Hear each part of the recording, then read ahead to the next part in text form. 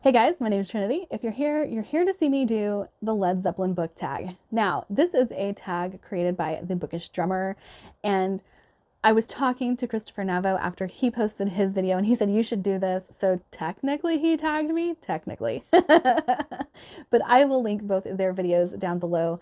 And I love doing music tags. I don't know why. Led Zeppelin's not my favorite, but I love associating the arts. I love putting books and music together. I don't know why. I think it's fun.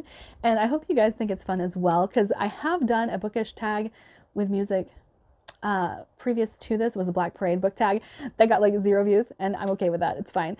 I had fun. That's all that matters, right? And that's all that matters for this tag.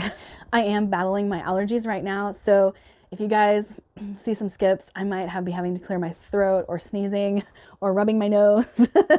Or if I don't edit something out because I had to scratch my nose or something like that, my allergies are going crazy. They have been for like a month.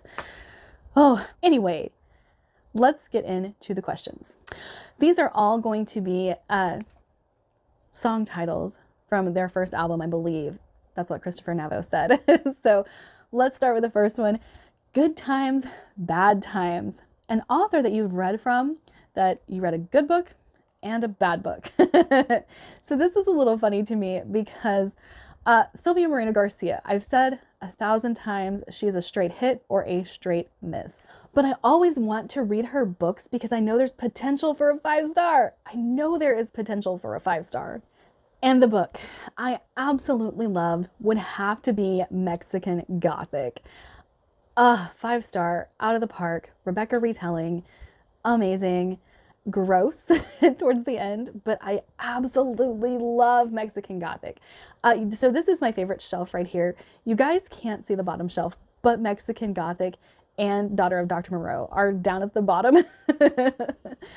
I love Sylvia Moreno Garcia, love her, but she is a hit or miss author with me, because I really, really didn't like The Beautiful Ones. I hated that book.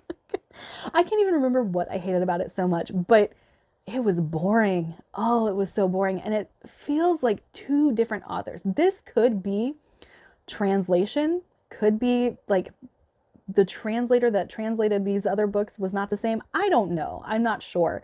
But I really hated The Beautiful Ones. And there was another one. Oh, so this is divisive, but I really didn't like Gods of Jade and Shadow. I think that the reason I didn't like that one though was the audio was horrible. The audiobook was just awful.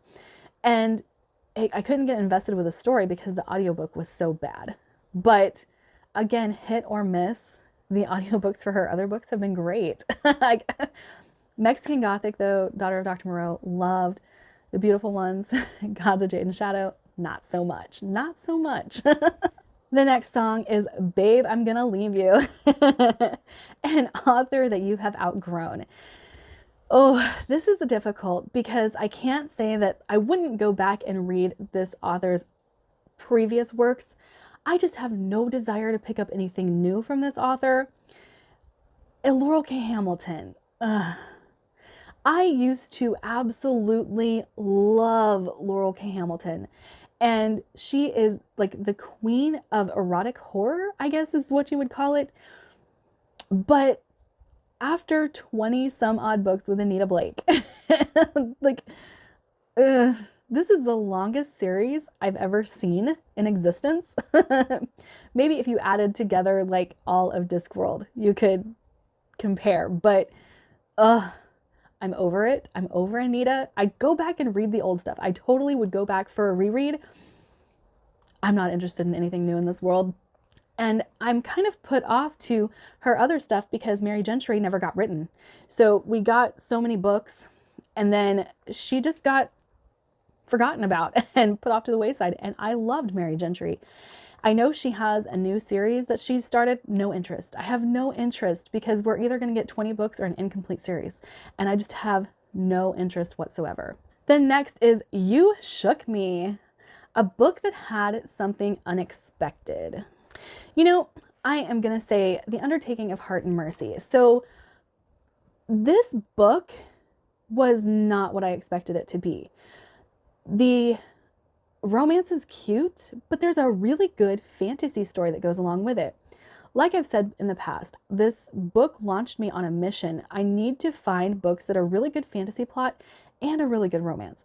I really need that in my life. I'm so excited to read No Port in a Storm because I've already heard that the romance that is developed in the first book, like it's delved into in the second book, and I'm very excited for that.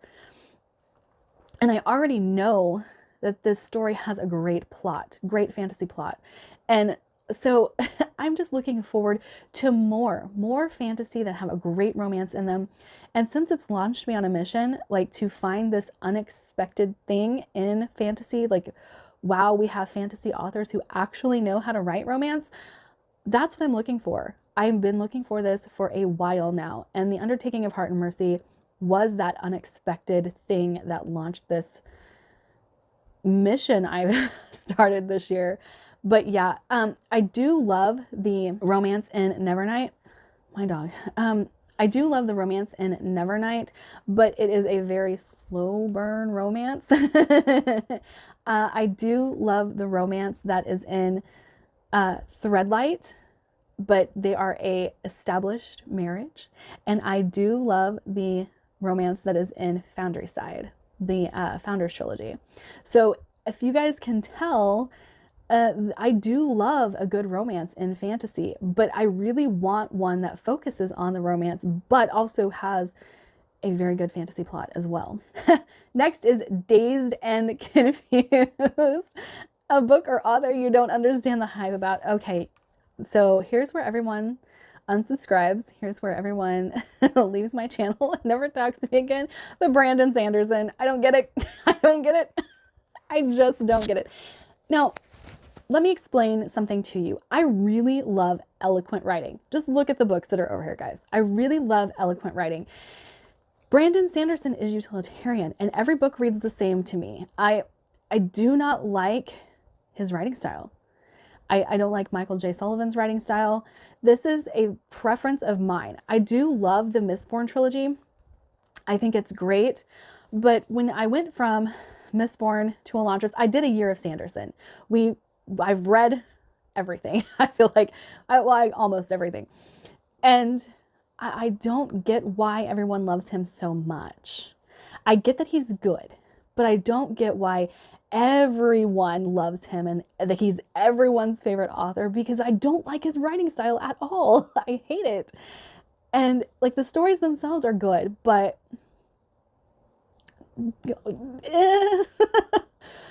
I just don't get it. I don't get it at all. And I do wish that there was less Sanderson on BookTube, because I get frustrated seeing a whole bunch of videos of the same thing over and over. And, you know, I do wish that other books would come to the forefront and we would stop talking about Sanderson, because he is so popular. Do we really need to know more about Sanderson books? I don't think we do. But yeah, I don't understand the hype for Brandon Sanderson. Your Time is Gonna Come, a TBR veteran, a book that's been on my TBR for way too long that I am going to eventually get to. Godblind by Anna Stevens. I'm looking right at it. I will eventually get there. I could also put Powder Mage on this and Red Sister by Mark Lawrence. Those are two series that I haven't read yet that I want to read, that I've just been like not picking up. I don't know why. I honestly do not know why. But I'm very excited to get to all three of those.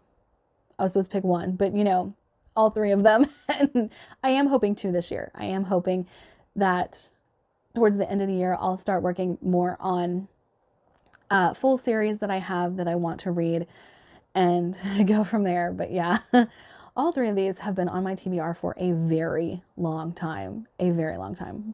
Black Mountain Side, a book with an unusual or unconventional setting. I have to go with Escaping Exodus. There is no more unusual setting than the inside of a space beast. And I absolutely love Escaping Exodus. I think it is so cool. And it's so like emotional. I love it. I love it. And my friend Izzy just bought Symbiosis for me, which is the follow-up to Escaping Exodus. And so excited. So excited. Communication breakdown, a buddy read that you completely disagreed on.